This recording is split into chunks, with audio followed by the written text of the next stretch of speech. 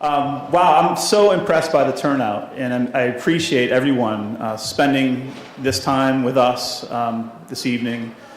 And in keeping with the name of this meeting, Better Together, I couldn't better capture the spirit of what we're trying to accomplish here. First of all, on behalf of everybody in Erie's Public Schools, and on behalf of our Board of School Directors, I'd like to welcome you to really the first ever Better Together workshop series. And I say series because it is our intention to do this more often. I have to particularly recognize Mrs. Angela McNair. In her role as a school director, Angela took it upon herself to volunteer to be a community liaison. And obviously, by the showing here, has done an outstanding job in organizing this event with our district administration to make sure that it became a reality. And I'd also like to recognize our school directors, most of whom are here this evening. And I can't see everyone, but I can see Mr. Robbie Fabrizi. Our board president, John Harkins. And Ed Brzezinski. And who am I forgetting? I know I saw Linda Alexandrovich here. Hi, Linda. I know somewhere that I spoke with Mary Frances Shenley, who's with us as well. Oh, hey, Mary Frances. And have I forgotten anyone? I don't think so.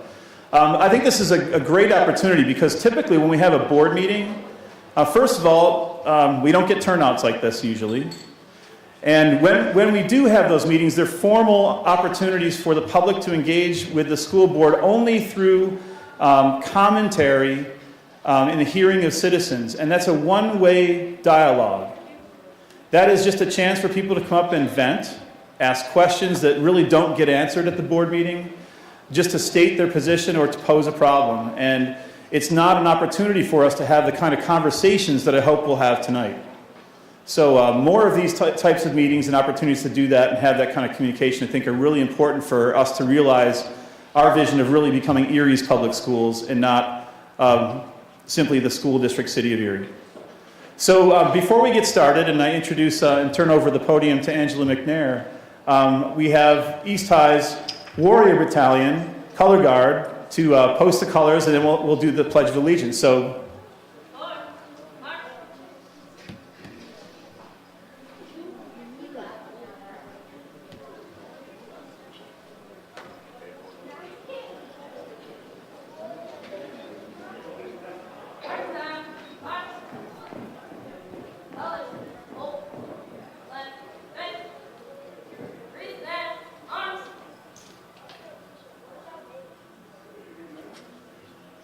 If you join me in the pledge.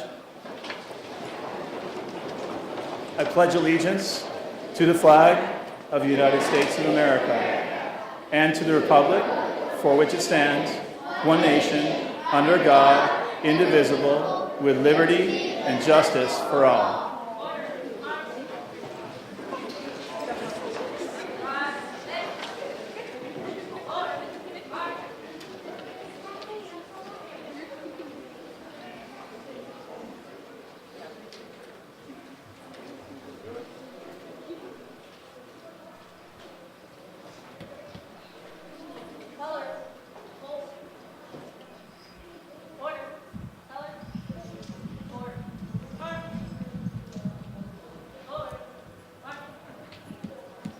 At this time, I'd like to introduce School Director Angela McNair, who's going to share with you what the sequence of events is going to be and try to do the very difficult task of separating parents from their children so that they can enjoy a very distinguished guest speaker while we go have a workshop and talk about how we can work better together to have a better, brighter future for our students. So, Mrs. McNair.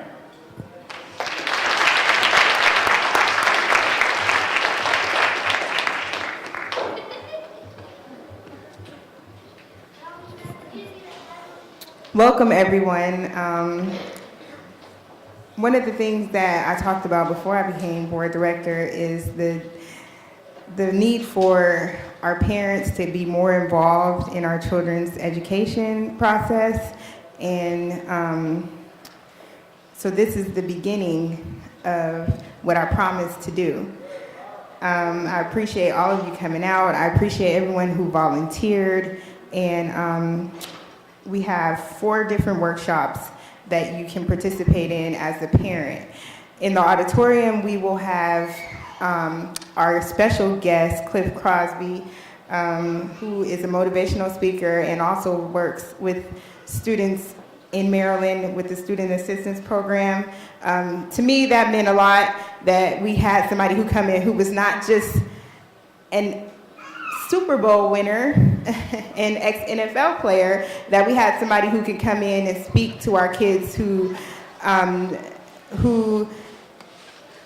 does that on a regular and knows what they need to hear to be motivated to do their best in their educational process. So we also have Ina, who passed out little note cards if you got one. So those note cards are for questions or suggestions, because when we come back, we will have our superintendent answer a few questions and explain a few things that people might want or need to know. So we have 4 choices of workshops, and one of them is Saving Green by Going Green. And all of our workshops are right down this hallway, and then when you turn right, there's like 4 classrooms in a little pod. There's people out there who can direct you to where you need to go. And our first, one of the 4 is Saving by Going Green. So basically, it's just a financial literacy workshop. So it teaching you about how to save better, so that you can have that extra money or extra cushion, and teaching your children how to save better. And college in FAFSA, we have a volunteer from Edinburgh University, Ms. Brenda Baker, who will talk to you a little bit about the application process for college and or anything that you want to do post high school. A lot of parents don't know about the FAFSA and the financial aid process. So she's gonna be down in the pod as well. And then we have some of our district employees that are gonna talk about Common Core. I know a lot of people don't really know what Common Core is all about. So this is your chance to get to know what Common Core is. And then we're gonna have a volunteer from the Family Center that will talk about Love and Logic, and that's how to parent your child in a more loving and positively supporting way. So right now, I know, there's gonna be we wanna keep it as organized as we can. Now, all of the students who are here, who are in grades 7 through 12, we want you to stay here in the auditorium, because this is where Cliff will be presenting to you all at. So if you are in grades 7 through 12, you stay here, okay? If you are in kindergarten through 6th grade, I need you to stand up. If you are in kindergarten through 6th grade, I need you to stand up. I need you to line up. Do you see this man here in the red tie? I need you to line up and go towards him, because you're going to be in a special workshop with one of our district teachers, Mr. Troop.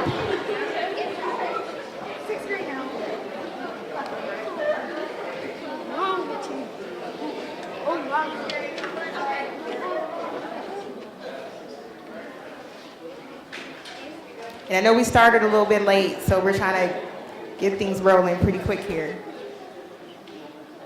So I need all of the parents and all the community members who are here to, I'm looking for Ina. I don't see her. She's in the hallway. There's a lady in the hallway. Ina's in the hallway. Okay, Tammy, raise your hand. I need all the parents to follow Tammy to your pod, to your area. And there will be 4 classrooms. There will be 4 classrooms down there for you to choose from which workshop. And I would like for parents to, don't all crowd and spread it out a little bit. Find the one that's best for you. And after, after this, we will meet back here in the auditorium, and then we'll have dinner. All the students that are left, that's in grades 7 through 12, I want you to come up here and sit in the middle.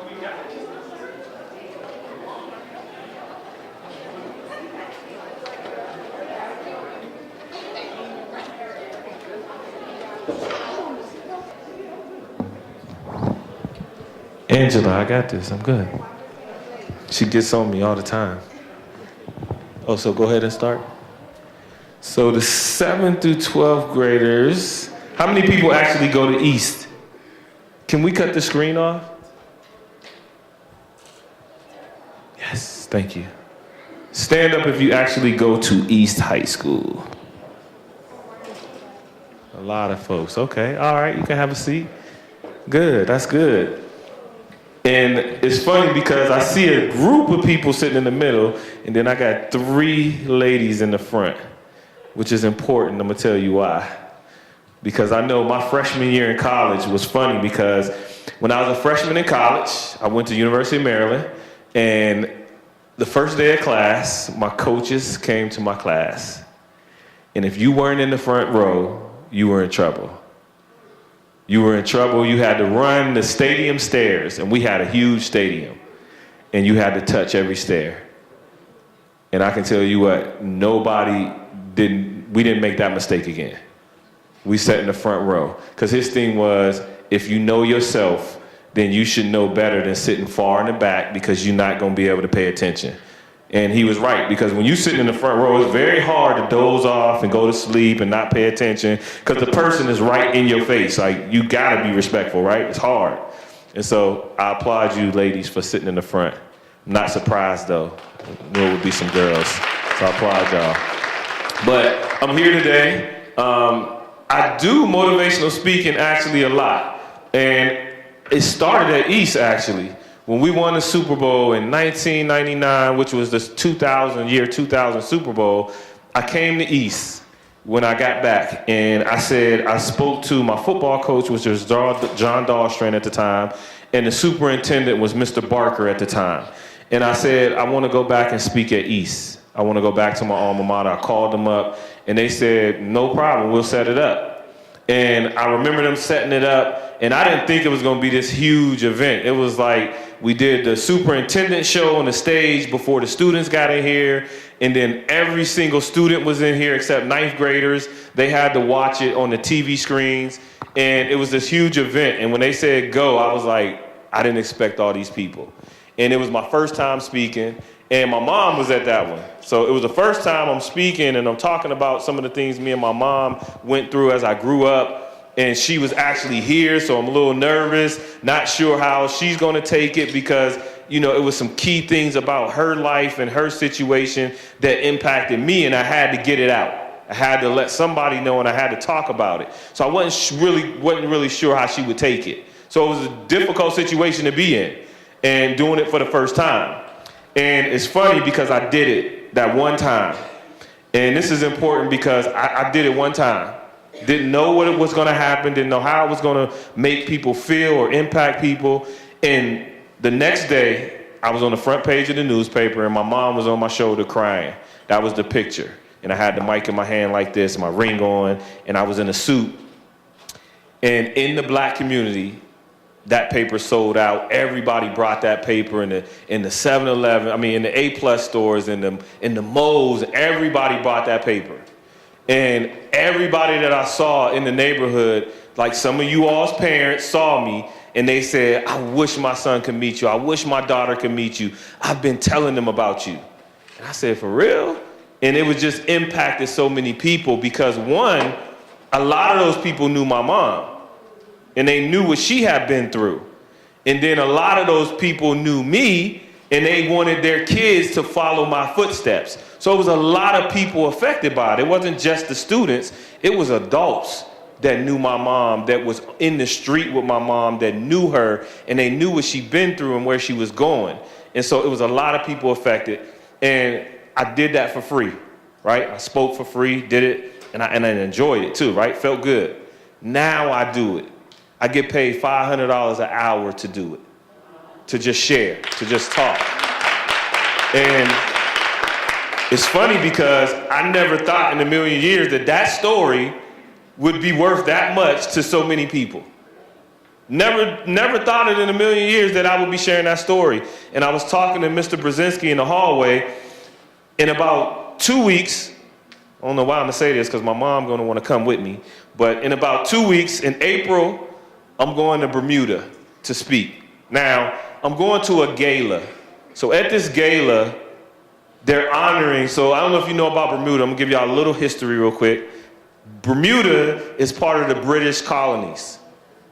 Who knew? I didn't know. I just went there on vacation before. I didn't know all this information, but I had to research it because I got to go there to speak. So when you go to speak places, you need to know where you're speaking. You need to know the culture. You need to know what you're going into. So I had to research it. It's part of the British colonies. And in the British colonies, their governor is like called the governor of England, believe it or not. So they're honoring the governor, and I'm the keynote speaker in Bermuda. That's important because I'm from Erie. Like, I'm from East Side in Erie, and I'm going to freaking Bermuda as the keynote speaker. They don't even like football, they like soccer. So it ain't about football, it's about the story. It's about the message, and in Bermuda, it's only 65,000 people. So people aren't comfortable sharing certain things because they feel like they'll be exposed because it's too small of a community. Now, this gala is $500 a plate. So if you want to go to the gala, you have to pay $500 just to go because it's to raise money for certain events. This is their biggest fundraiser. The CFO of the bank will be there. Huge philanthropists in the insurance world will be there. And they're a huge deal from what I heard. So they told me to research them because I'm going to be sitting at the head table with the governor, with this guy, and I'm like, me from Erie, and they said, we gotta remind you, it's a black tie event. I said, okay, cool, I got a black tie. And they said, no, you need a tux.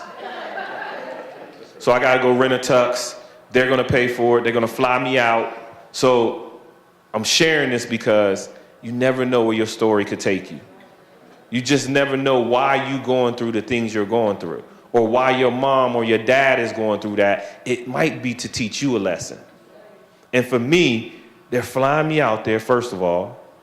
They're putting me up in a hotel. I only speak on one day. I'm gonna be there for 4 days. So it's gonna be a nice little vacation. And I'm speaking one time at the gala, and then I gotta go to a school in Bermuda. That's part of the deal. They want me to go to a school. Again, a whole nother culture. I'm still thinking about what am I gonna say? What am I gonna talk about? How am I gonna connect with these people? And they kept telling me, just be yourself. We heard your story 1,000 times. Just be you. Share the same message because it's a universal message. And I've been to communities where the whole audience was white. And I said, there's no way they're gonna understand what I'm about to talk about. I'm talking about the whole audience. They're driving tractors to school. That's the kind of communities I've been in speaking. Like in the middle of nowhere. And by the time I'm done, kids are like, I needed that story.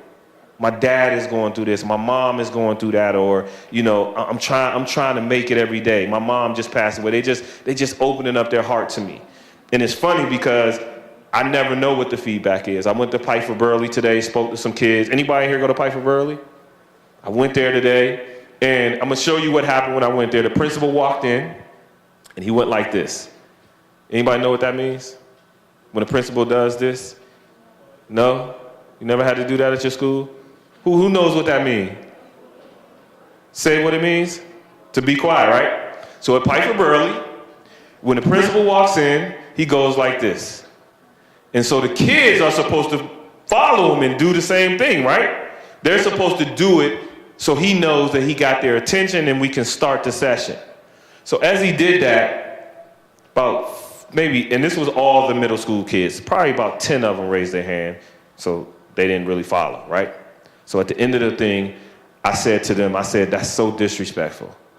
Because if that's the principal's policy, and he's expecting his school to do that, and he had a guest, it just made him look bad. Not that he wasn't doing his job, the kids didn't do their job. And so my message was to them, and I gave them the story, and I said, from now on, if y'all didn't hear anything I said, when the principal walks in and he does that, everybody should raise their hand. And when he did it at the end, everybody raised their hand. And I said, that's a start. You're doing it because they told you to do it. There's no other reason, just because they said do it. That's how you get places. I know when I was in school, I didn't like to do a lot of things. I was talking to some of the track team. They were walking back, and I remember I ran track. I hated track. I only ran track because John Dahlstrand, he was the football coach, and he really looked out for me when I played football. He did a lot for me and my family. When I needed him, he was there. And I said, whatever this man asked me to do, I'm doing it. And he said, I need you to run track. And I said, everything but that. And then I came back, I said, all right, I'll run track.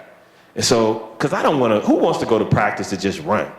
That's like the last thing you want to do. But real track people, they like that. I wasn't a track person.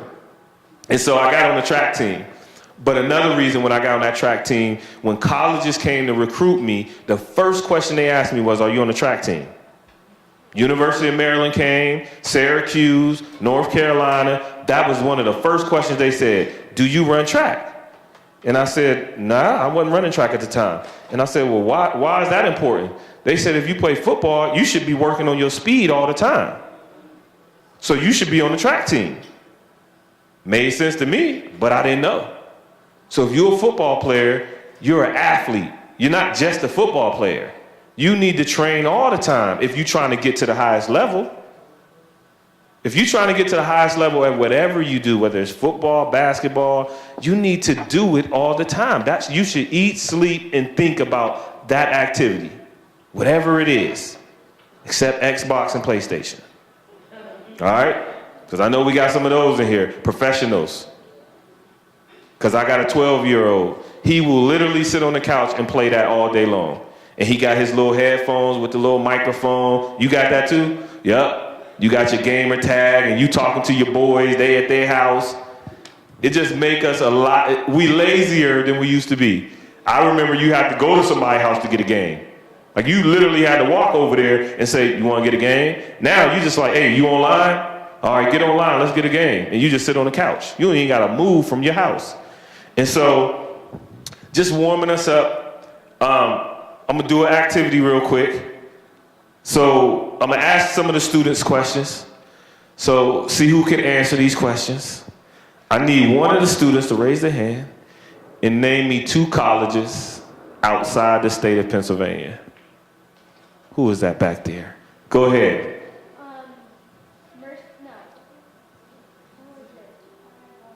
Take your time.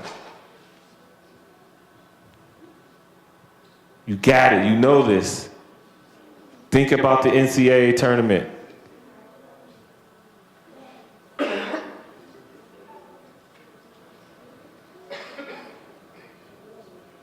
a real school. All right, next person. Go. Who? Okay, and who else? Let's go to somebody else. Next. Somebody else had their hand up. Yes. Ohio State. How did you know those 2 schools? Tell me why. What's your real formula? Sports, right? How many else know? Who else know 2 schools? Now the reason I asked that question is, you need to know these schools, because you can't say you want to go to college if you don't know how to name schools. You can't say I want to be like LeBron James if you don't know LeBron James. You can't be Cliff Crosby if you really don't know what I've been through. So you need to know these things. Because see, I could have easily said, name me some in Pennsylvania. You'd have said Penn State, Pitt. It would have been real quick. You'd have knew those. But you need to know some outside of the state of Pennsylvania as well, because you need to have something to compare it to. Now, I'm going to start off and I'm going to talk to you all about my experience at East High. Tell you what that was like. Because I remember the days being in this, not in this building, but just being at East.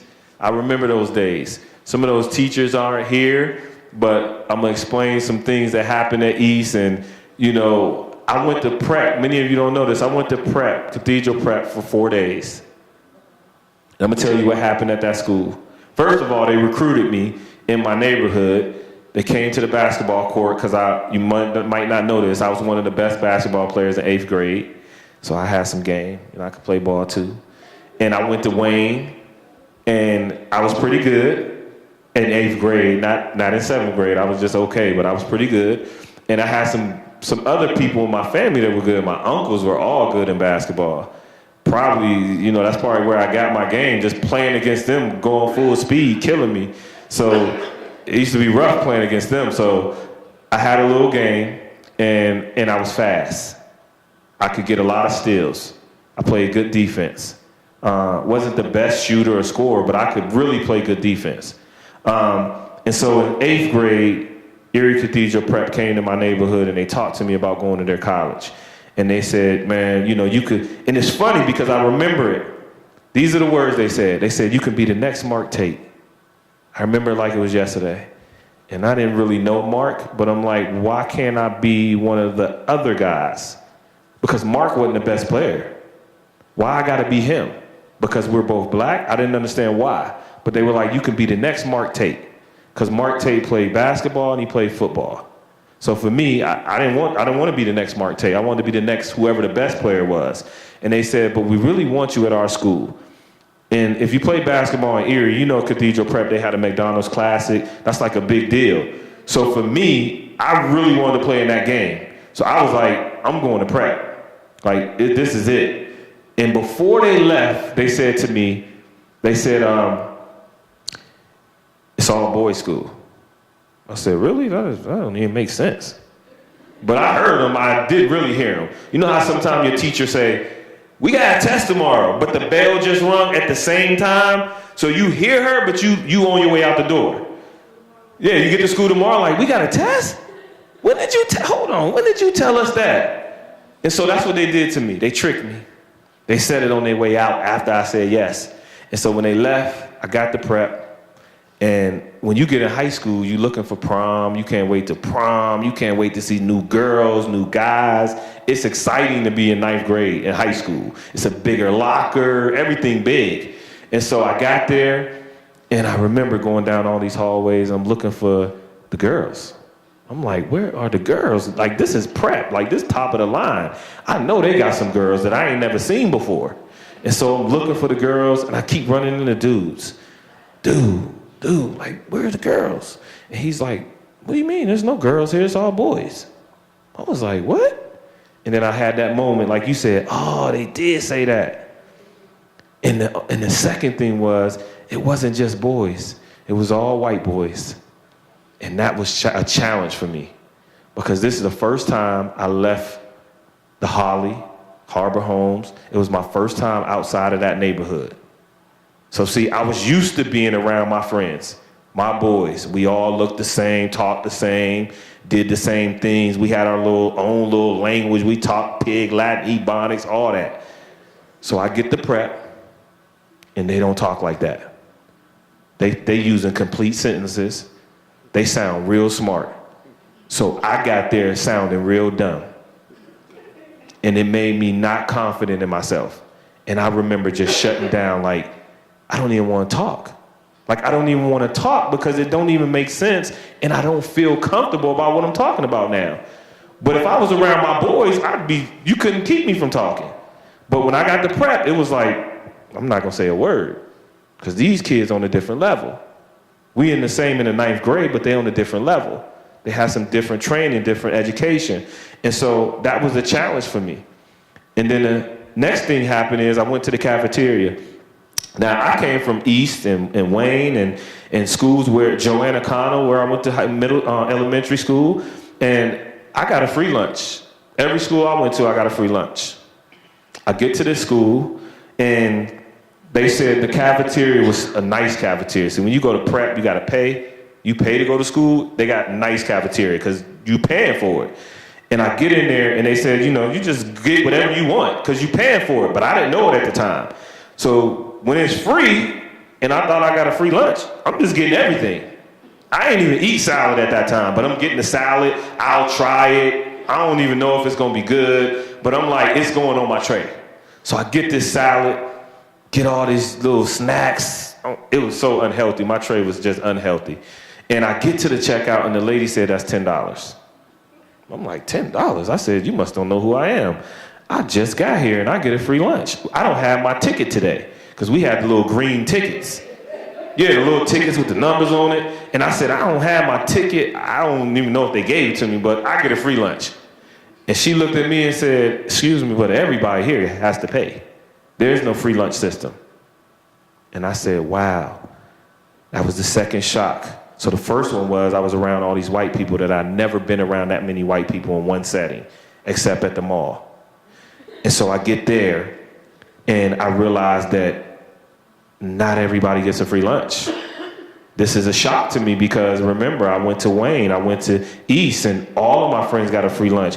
It's a joke. Like, dude, you using your ticket? Like, you joke about it. Nobody cares. It's free lunch. You eat or you don't eat.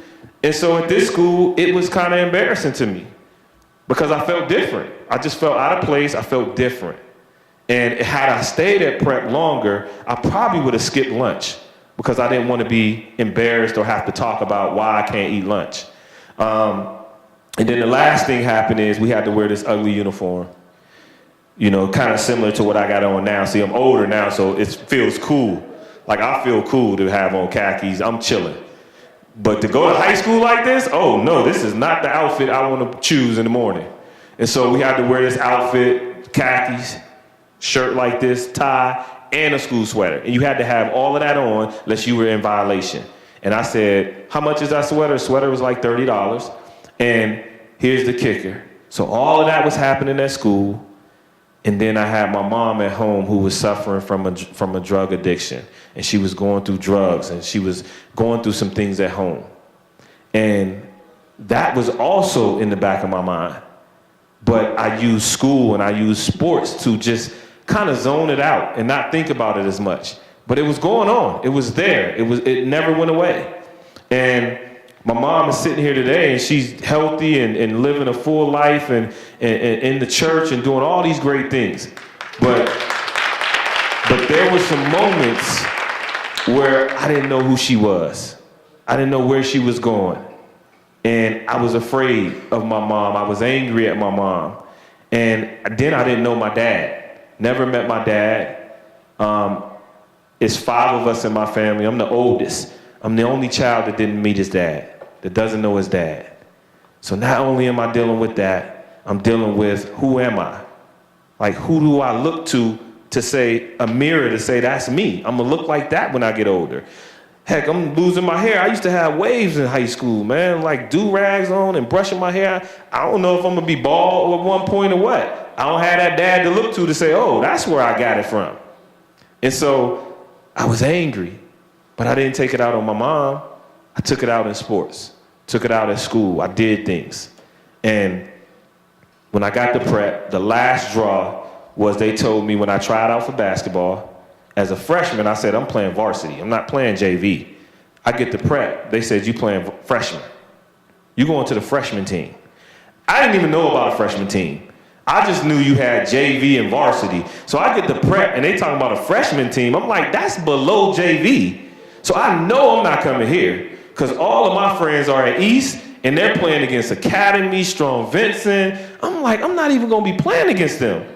So that's a big deal. Like, you want to play against your boys that go to another school or your girlfriend that go to another school. Like, that's a big deal, bragging rights.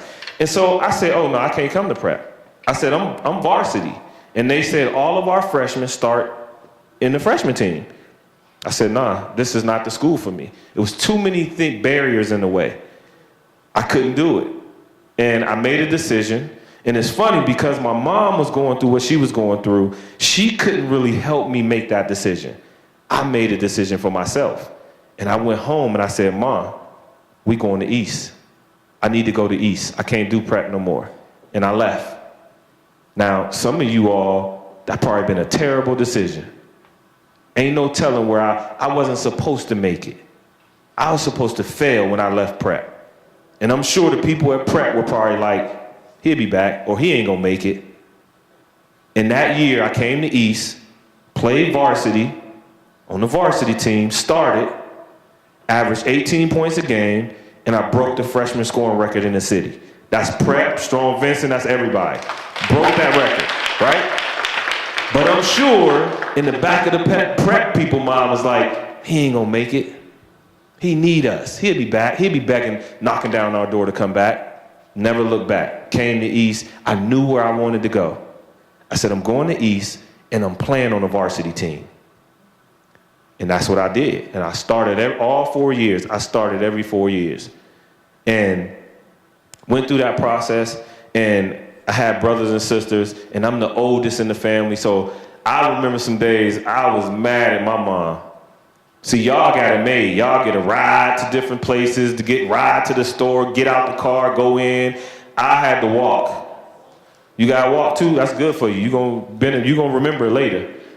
My mom used to make me walk. So from the Holly, you know where Value City at on Buffalo, way out there? I used to walk from the Holly to that area to go to the grocery store, because it used to be right there where Erie County Farms at used to be a grocery store. I had to walk there. And guess what? Don't let me get the wrong item. Gotta go back. I'm like, Mom, you can use this one. I know it ain't the right pepper, but we can use it today. Nah, you need to take this back. What a receipt. Boom. Go out the store. I'm walking all the way back.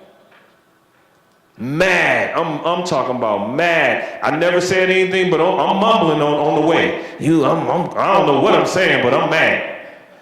Walk back to the store, and I remember having to go through those things. And it made me who I am, though. As much as I hated it, it made me who I am. Because I understood one day I wanted a car. So I said, I'm not walking no more. We getting a car. I'm getting a car. And I went through those things with my mom. And as I got to high school, I could have easily failed. I had a friend of mine that's from East. He went to East. He was 16 in the 9th grade. I'm not going to say his name. Some of the older people might know. But he's in jail right now. He got 30 years in jail. I'm going to tell you why. When I got to East, the first day I got here, he told me to skip school with him. He said, let's skip class. Let's skip English. Now, I'm a freshman, so I'm happy to be at East. It's Friday. He my boy. He a little older than me. I'm like, okay, let's skip school. Like, I don't got nothing else going on, because the basketball season didn't quite start yet. So we skipped school that day, and I almost got caught. I remember the principal almost caught me. I went straight out the front door. I'm a freshman. I don't know how to get out the building. I'm just, the only way I know how to get out is the way I came in. He went out the back door. I don't even know how he got out the building. All I know is he was in the parking lot in the car. And I'm like, how did you get out here? Because he older. He know the ins and outs. Just like some of the older people in here. Y'all know all the spots. Y'all know where people don't, the teachers don't even know some of these spots. Look, he like, yeah, I know them spots. And so he got out somehow, and I got out with him. And it's funny because the principal almost caught me. It was Mr. He used to always wear sneakers. I forgot his name. He does? He always wears suit and sneakers. I forgot his name. Mr. Fisher. Mr. Fisher, you knew it was trouble. Mr. Fisher come with them sneakers on. And Mr. Fisher, he caught, where you going, young man? I said, my dad is taking me to a doctor's appointment. My boy in the car like this. So he let me out. I went out, and in that car, I'm gonna tell you what happened. When I got in the car, my boy did some things that I didn't know he did. The first thing, I didn't know he smoked weed. So he's rolling up a blunt while he's driving. So that later told me that he smoked a lot of weed.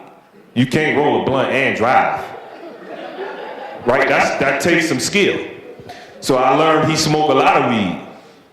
Second thing is, he pulled out a wad of money, and he telling me how he makes this money and where he gets it from. And I'm like, how did you get all that money? Like, you work where you work. And he was like, I sell drugs. And so I'm like, I didn't even know you had time to do that. Like, we go to school and we come home. When did you do this? Because I know I got to be in the house at a certain time. I thought everybody had to be in the house. And so we get in there, and then he pulls out a gun. And he said, I got to protect myself. When you sell drugs, you got to protect yourself. And so now I'm scared. Because now I'm in the car with him. I'm trying to be cool, but at the same time, I don't want to be in the car.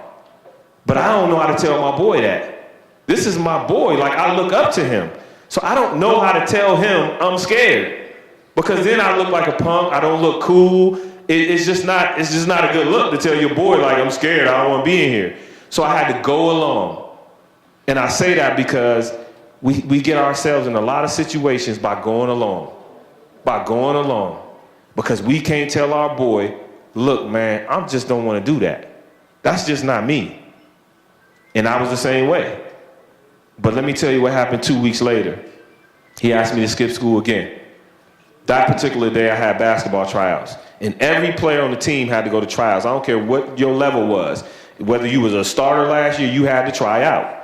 So that day, I had to go to tryouts. And I told him no. And I felt real good saying no, because I had somewhere to be. I was accountable to something. When you just roaming around and you have no idea, no accountability, that's dangerous.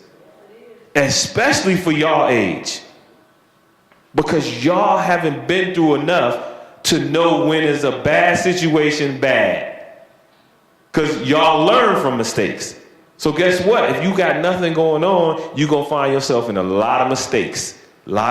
Cleaning them up. But that day I had somewhere to be. And I said, I'm going to basketball tryouts. I don't care what you're doing, but that's where I'm going.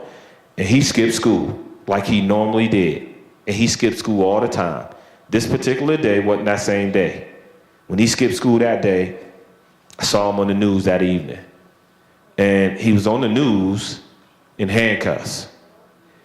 And he went in handcuffs because he shot a police officer in the face and died. The police officer died that day. He got 30 years in jail for that. My boy, still in jail. I was 16 when that happened. I'm 39 now. For that one mistake. Now, I don't know when it actually happened, but I know it happened around that school time. Now, when I say this, and I share this story because if he had just been where he was supposed to be, if he had just been in school, he probably wouldn't be in this situation he in. So you young people that came out here tonight, I applaud y'all. You know why? Because you could be anywhere else right now. You could be at home. You could be in the street. You could be anywhere else. But the fact that you right here, that says you care about yourself. That says you at least investing in yourself to say, I got an hour of my time to hear something. And I never know how it's going to change my life. Because it might not change you today. But it might be 3 years from now and something click and you say, that one guy told me about this. He told me this was going to happen. Because I've been y'all before. I sat in these same seats. I'm not telling you something I don't know. We might be a difference in age, but I've been here. I work in schools in Baltimore, in D.C., and you think your life bad? It's bad in D.C. It's bad in Baltimore. It's terrible. And so you got ninth graders reading on the 5th grade level. Like they at a whole different level. And their mindset is, I'm going to defend myself at any cost. You're not going to disrespect me. That's their mindset. So it's a different population. So if you think your life bad, it's other people got it worse. I can guarantee you that. And so for me, as I went through East, 10th grade comes around, and I remember being the oldest in my family. My mom had me babysitting, cooking. Now, I wasn't frying chicken, but I was cooking hot dogs. That's cooking. When you in 10th grade, you have to cook. I don't care what it is. Your mom tell you to cook. It's a lot. Just to get the pot out. You like, Mom, can you just do it? So just cooking stuff, washing clothes, folding clothes, going to the store. I hated it. So guess what I said? I'm playing another sport so I can stay at school a little longer. Let her do it. So I said, I'm going to play football. I hated football. Y'all don't know that. I did not like football. I was a basketball player. I wanted to go to the NBA. Well, I only had 2 reasons I want to go to the NBA. One was money. I said, I can get rich. That's the easy one, right? And the second one, I said, if I get to the NBA, I have money and I get a lot of girls. That was the formula. Money and girls. That's all I thought about. If I can get those 2 things, life is great. There should be no other worries. And then I played football. Now, when I played at East, maybe they're the same, maybe they're not. Y'all can help me out. When I got to East and played, we hadn't won a game in 3 years. We were 0-30. They 1-30 now? We were 0-30. 0-11 this year? Well, we were similar. We didn't win a game. When I got on the team in 10th grade, first time playing football, we didn't win a game. So now we 0-40. And I said to myself, we suck. So I said, you know what? I developed school pride. I said, we're going to win a game before I leave this school. Whatever I got to do, we winning a game before I leave East. I don't care what it takes. And then they had schools like Erie Academy. They had Tech. It was called Tech at the time. It wasn't Central. And they had some good players. Oh, man, they had the dudes from the other, because I lived in the Holly, so they had the dudes from the hood and all those other neighborhoods, and they didn't really like us. And I remember they had the Terry and Jerry twins playing for Tech, right? Big dudes. These some big old twins, right? Them jokers used to come up, so we stretching at East on the field, and they walk up by me and all, they just disrespecting our stretch. They all up in our stretch. Yeah, you gonna hurt you. You ain't playing basketball this year. I'm scared, because I play running back. So I'm going to get the ball. So they going to get every opportunity to do what they say. I'm scared because they play linebacker, and some of our linemen that got to block them are smaller than me. So this is not a good matchup. I'm scared. I went to my coach. I said, Coach D, what am I going to do with these two brothers right here? He said, when you get that ball, you run like you scared. I said, bet. And I remember getting that ball, and I ran for my life. And we didn't beat them. We lost a lot of games. But I remember one thing that I said, we're going to win the game before I left East. And I developed a little pride because we had pep rallies, man. And the girls used to wear our jerseys at the pep rally. They still do that. Like the girls wear the jerseys. They don't do that no more. We had pep rallies. Man, girls ain't even want to wear our jerseys. They like, we not wearing that jersey. I'm a cheerleader. We might lose if we put on y'all jersey. So they didn't want to wear our jerseys. And I remember I recruited some of my friends because you ever be around school and you know who the ballers are, but somehow they not on the team. I'm sure you know some girls that play basketball better than you, and you like, just get on the team. They don't got time. So I went to my boys. I'm like, man, you need to get on the team. Like, dude, you dunking in the neighborhood and in the summer league. You doing all these tricks. Get on East team so we can beat McDowell. We can beat Prep.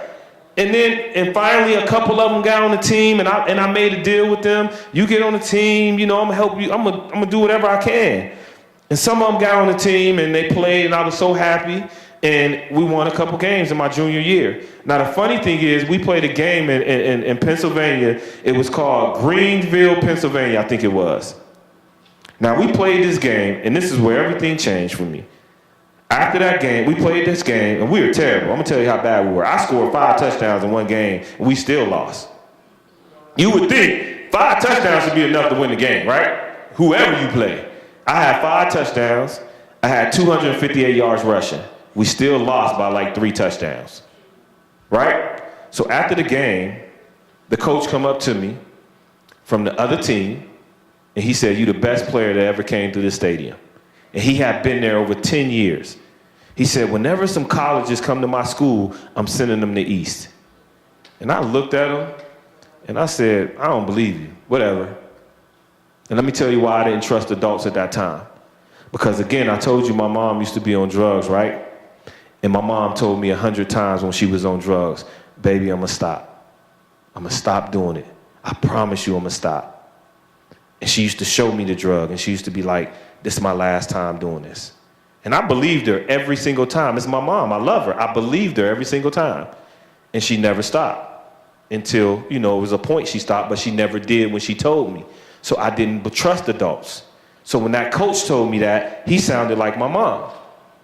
I didn't believe him. So one day, University of Maryland showed up. Syracuse showed up. A lot of these schools showed up.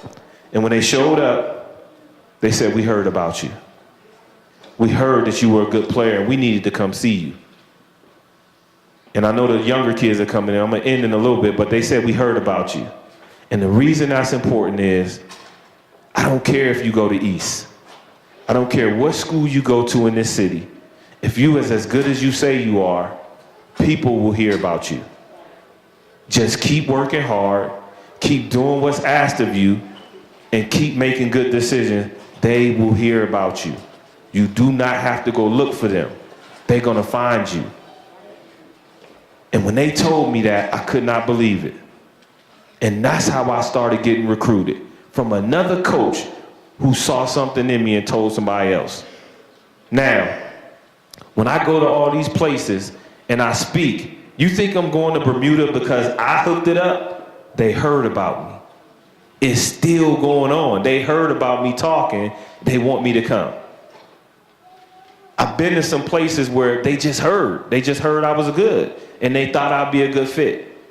And I want to end with this, because I went through all of that. And then there was a point where my mom got her life together, and I could have swore everything was just like a weight off my chest. When my mom got herself together, it was just a weight off my chest. And during that time, she ended up getting married and settled down and did some things. And I had a stepdad in my life, and things were good. But I still had to make good decisions. And I went to University of Maryland. I chose Maryland. And you would think things get easier, like I did all the right things and I'm going to college and everything's great. Didn't get easier, got harder. Because remember them girls I liked? They were more girls than I ever seen in my life at college. Because I went to school in DC and Maryland, and they had Howard University up the road, 10 minutes from my school. You would have thought I went to Howard.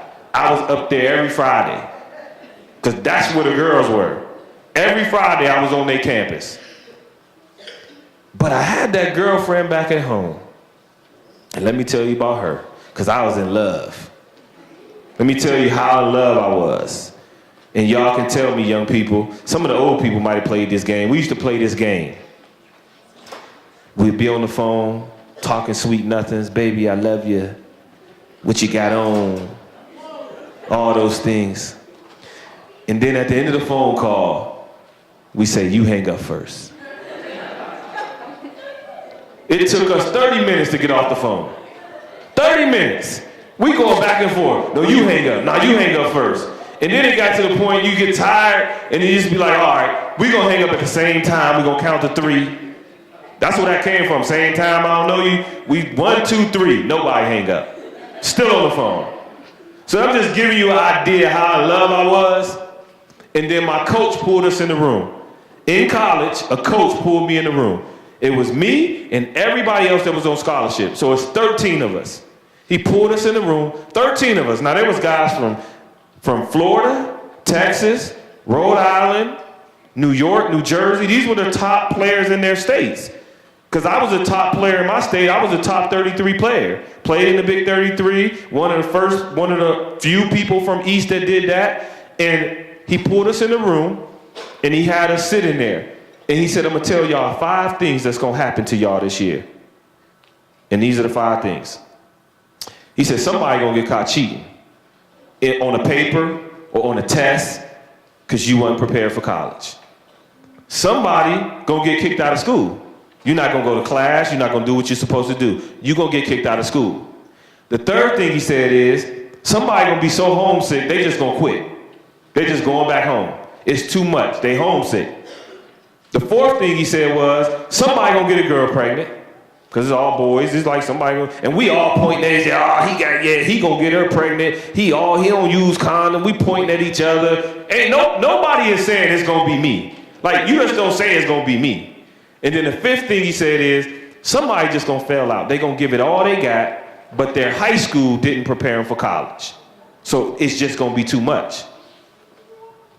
Before the end of the year, and I'm sitting in there like, it's not gonna be me. I did 3 of the 5 things before I graduated. 3 of the 5. I didn't think it was gonna be me. The first thing is, my first semester, I got all D's and an F. Wasn't prepared. didn't know how to study, never used the library, didn't even know where the library was. You know what my studying was? If I had a test in second period, I studied in first period. If I had homework in second period, I'm doing it in first period, so I don't even know what first period is about, because I'm doing my homework. So that was me. I was on academic probation. So when you get all D's and an F in college, it's called academic probation. If you repeat that and get it again, you gone. So they give you probation to get it together. The second thing I did, one of my boys again came up to me. He was a junior. And I had a 15-page paper as a freshman in English. Like, you got serious papers. 15 pages. I don't even know what I could talk about in 15 pages. So I had 15-page paper. He came up to me, and my boy said, I got a 15-page paper on that very topic. Give me $15. I said, that sounds like a deal. That's $1 a page. That's a great deal. Man, give me that paper. I had $10, I owe you $5. And my teacher got the paper when I turned it in. She said, Cliff, this is a great paper.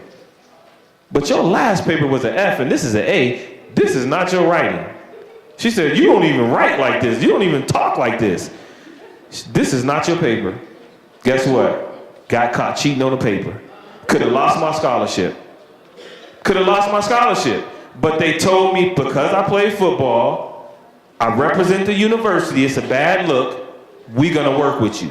But if it happens again, we gotta expel you. So that was the second thing. The third thing, remember Miss O, you hang up, I hang up? Remember her? Oh, she was still there. She got pregnant. But guess what? It's funny how things work, right? When you destined and you're supposed to be somewhere, it's funny how you will avoid things when they come. She got pregnant. And when she got pregnant, I thought I was grown.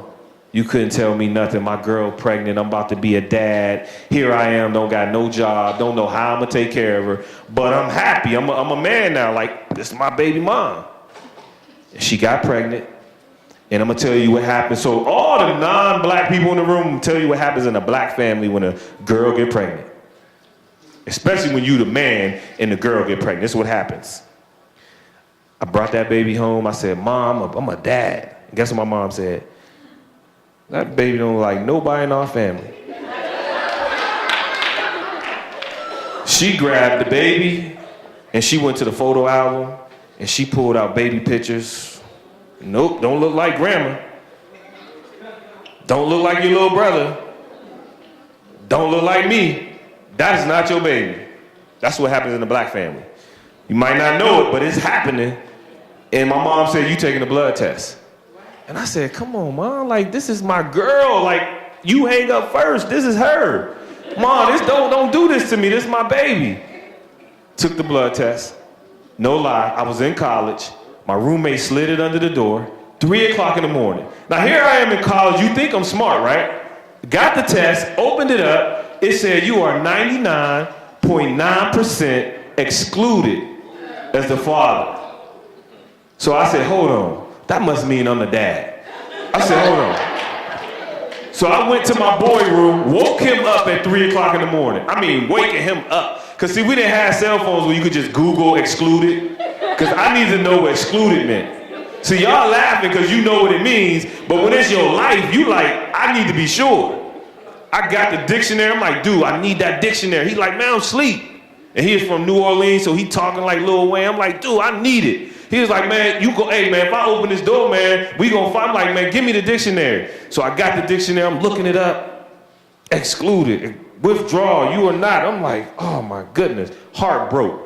I remember I walked to 7-Eleven, got a calling card, called my mom. About 4 o'clock in the morning, me and my mom on the phone crying. She crying, I'm crying. I don't know what I'm saying. I can't hear her. It's frustrating because I'm 6 hours away. I can't get home. I can't get a hug, tissue, nothing. I just had to just take it. Went to my coach, told him, Coach, I'm hurt. I hang up first, ain't my baby. And he said, take some time off. If you need to go home, go home. And I remember I came home, couldn't wait to get back to Erie.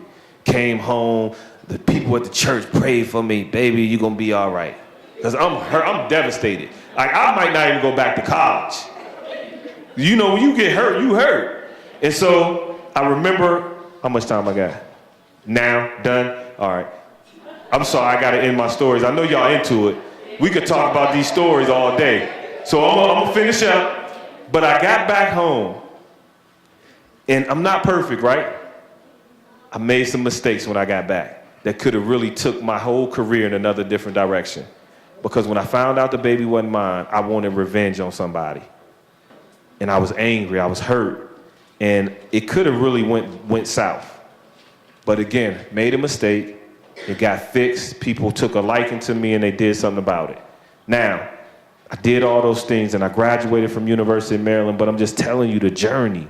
Like, it wasn't always easy. Like, my life, I didn't just wake up and I'm in the NFL and I'm playing and things are great. It wasn't like that, people. Like, I've been through some things. So when you see me having events and you see me at places and there's a fee on it and there's different things attached to it, I earned it. I earned that. And when I graduated from Maryland, I went on to the NFL, and I'm gonna end, I promise you on this, Angie. I got to the NFL. I played for the St. Louis Rams in my rookie year. Didn't even know what St. Louis was. When they called me on draft day and said, and it was funny because a lot of people don't know this, they called me, they had one more pick left in the last round, and they said, look, we thinking about drafting you or a punter. I said, wow, okay. We gonna go with the punter, but are you still gonna come if we draft him? I'm like, well, ain't nobody else called. Yeah, I'm coming. And so I looked at the map, where the heck is St. Louis? Like, how far is that gonna be for my family to come? Because I don't know where St. Louis is, never been out of Pennsylvania or Maryland. And they picked me up and I got there. Now let me tell you, when I got there, I was number 26 for the Rams. And this is my last story. I was 26, and next to me, I had one little skinny locker. The guy next to me had like 3 lockers. His main locker was in the middle. Then he had a storage locker. Then he had his clothes locker. And I had my space. He was number 28. And number 28 for the Rams was Marshall Faulk. He was Peyton Manning before Peyton Manning. He was the best player in the NFL at that time. Luckily, sitting next to me. And I remember we got our first check. And when we got our check, now that's important when you get a job, right? Like, your first check is important. It's gonna determine if you keep the job or you just like, I'm out. This ain't worth it. First check is important. So we got our first check. I almost ripped the check trying to open it. Because I want to see, is it got a Ram signal on it? Does it say NFL? What does it say on the check? This ain't no regular check. So I opened it. My first check after taxes was almost $20,000. So I opened this check and I got my calculator right here. And I got my cell phone. I pulled my calculator out because in the NFL, you get paid after every game. You don't get paid when the season over. The NFL players are not getting paid right now. They only get paid during the season. So I said 20,000 times 16. I said, man, I'm rich. I'm about to go get that necklace. I want all the Jordans, just that whole rack. I'm gonna get a car. And then I had my cell phone. I took a picture of the check. I sent it to all my boys. I ain't sending it to nobody in my family, because in a black family, when they know how much money you got, they got it too. Can't send it to your family. White families too? Well, Peyton Manning family wasn't like that. So I didn't send it to them. Matter of fact, I told my mom and my guy, I don't even know when I get paid, Mom. I don't know when they pay us. So get that check. And then I had the calculator, right? I looked at Marshall Faulk. I said, hold on, how much money this joker make? Because I was making almost $500,000, he was making $8 million. So I immediately took my problems and said, I want to know what his check looked like. I said, Faulk, can I see your check? Now, young people, you don't show people your money. He said, I don't show people my money. Dude, that's personal. But he said, you're a rookie, so I'm going to show you. He opened up his check, and he pulled it out. Matter of fact, he was dressed in a suit. He one of the blackest dudes you know. And he wore all black, Gucci. Everything he wore was Gucci. He got $8 million. He can do that.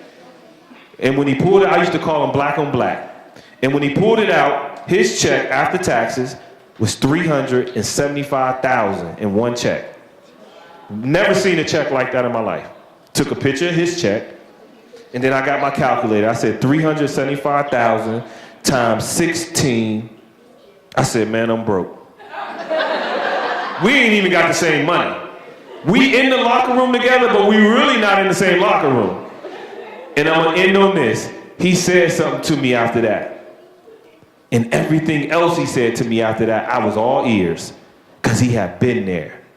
By the time he sat next to me, he had been in the NFL 9 years, getting that same check.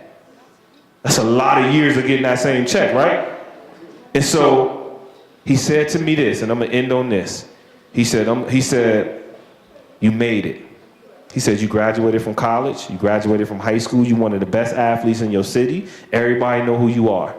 He said, but if you don't take care of your money and you don't take care of yourself, you're gonna end up broke or you're gonna end up on drugs when you leave this game. He said, if you just listen to me, I'm gonna teach you how to do this. He said, but you gotta be willing to listen. He said, but the choice is yours because you grown. Nobody in here telling you how to spend your money. And so I'm gonna leave y'all with that. I'm Marshall Falk, y'all the rookies. I went to East 4 years before y'all got here. I've been here, I've been there and back. I've seen some things. I've seen my friends fail. I've seen that some of them fail and get back up and fall back down. So don't take risks with your life. Listen to your parents. Listen to your teachers. And one of the biggest things you need to do is keep your mouth closed and just listen. Sometimes you talking so much you can't hear the message. Just listen. The people around you, they've been there, they've done it. They only telling you out of love and what they know. It might not make sense right now. I know it don't make sense. Because my mom said a lot of stuff that didn't make sense. And know one thing she used to say when I got in trouble? I'm gonna butter your popcorn. Still don't make sense. I don't even got no popcorn. But she gonna butter. That means if you do it again, you gonna get it. Didn't make sense, but I knew what it meant. So I'm gonna end y'all with that. I love y'all. This is my school, and thank y'all for having me. So now I'm gonna let Angie wrap it up. So I wish y'all the best of luck, all right, young people? Oh, old head, see that? See young people? She get a detention. She call you old. I appreciate everybody that came out. I appreciate all of our presenters, Troy Peterson, Brenda Baker, our core team presenters, and our Love and Logic presenter. I appreciate everyone who volunteered their time. I appreciate B, Ina, and everyone else who helped. I really appreciate the board members who took time out of their busy schedules to come. And Nancy, I really appreciate Nancy. She did an excellent job. I mean, she is such a nice lady, and she does such a great job at everything she does. Can we just give Nancy a little hand?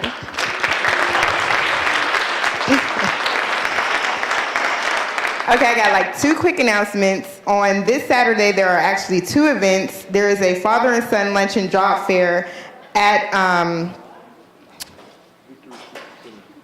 the Flight of the Eagle Banquet Hall and Conference Center on 1125 Pennsylvania Avenue. It starts at 12, and that's a father-son job fair. And then there's also an Erie Youth Summer Job Fair at the Booker T. Washington Center from noon to 1 is orientation, and from 1 to 4 they'll have the job fair. Make sure you bring your ID and your resumes and dress to impress, ages 15 to 25. So really quick, we're gonna have dinner in the cafeteria right after. I just want to give our superintendent like a few minutes to just say some encouraging words to you and say some encouraging words to the parents, and then immediately after he finishes, we're gonna go head over to the cafeteria and have our dinner. Thank you again.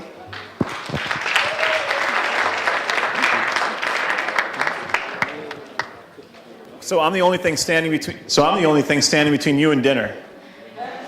There was going to be a time for questions, and I don't know, Angela, did we collect questions? Do we have cards? Well, we'll find out if there were questions and comments that were that you put on the cards. We'll find some way to get them out. Maybe put them on the web or something to answer them, and we'll do this again. But I just want to appreciate Angela again for helping to organize all of this. Seriously, we need to hear from not just adults in the community. We need to hear from our youth.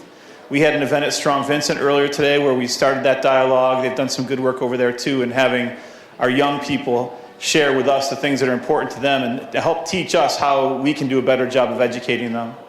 And also appreciating how important it is to be kind to one another, especially with all the things that are going on right now in our community. Everyone's fighting against the hardship of the economy. Everyone's struggling to make their way against the odds, like Mr. Crosby just shared with us. All those realities that he described are still here. All the challenges that he described, they weren't new challenges when he lived through them, and they're the same challenges that are facing our community right now. And I feel like right now there are a whole lot of people out there that want to help, that want to be part of making things better, and just don't know how. I hear all the time from people, not just in the community, but people in the business world here in Erie, people in the nonprofit sector, some of the people who were out there in the hallway earlier today, people in our faith community. Nobody has the answer, but I feel like now more than ever, everyone has that desire to be a part of making things better. And we do that better together. That's why we changed the name of the school district City of Erie, that formal organization name, to Erie's Public Schools. We made a real big point of putting that apostrophe S on the end of Erie, Erie's Public Schools, because they're your public schools. They're my public schools. My children have gone through and are going through Erie's public schools. They're the public schools that prepare our children to take their place in our society and in our economy, to get jobs, to earn a living, to support a family, to avoid all those things that challenge us every single day. They're Erie's public schools. They're the public schools that serve all the people and all the congregations and all the churches in town. And they're the public schools that serve all the people that haven't found a church and who struggle with drugs, who struggle with violence, who struggle to make sense of the world. They're Erie's public schools. You'll hear sometimes people complain when it comes to, we're up against the budget, and you've heard way too much of this, I'm sure, over the last several years, but we are struggling to find a way to continue to provide the education that all of our children deserve. Because for some reason in our state, it's become, I would say public education has become less of a priority than I think it should be. But there is no hope for our state or our nation if we don't invest what little money we do have in our youth. Because it costs a whole lot less to provide a high-quality public education than it does to build a prison, to incarcerate someone, to prosecute them for crimes. And for some reason, we just haven't figured that out yet. But again, if we come together and work together and demand that of our elected officials, and if we work together to make the schools we have better, then things will get better for everyone. And I wish I had more time to go on and on and on about this. I'm just going to have to tell you and promise you that I will work with you to make our schools better, to make our city better. This is the kind of thing we need to make that happen. We need to work together, support one another, and be nice to each other. And if we just start there, we'll make really, really good things happen. So please enjoy dinner. I'm going to stick around. We'll be around. Please talk to the people here from the school district. Take your opportunity to talk to Mr. Crosby and learn more about his life. And we will do this again. So thank you for being here. I have one more person I want you to know, and that's Mr. Danny Jones. He is actually a very good resource. He's the director of student services. So if there's any parent that have some questions or concerns about the support that their children needs in the schools, you may want to talk to Mr. Danny, can you stand up? He's here. A lot of people don't know him, but he's here for you and your kids. All right, now we can just head on over to the cafeteria for dinner. Thank you.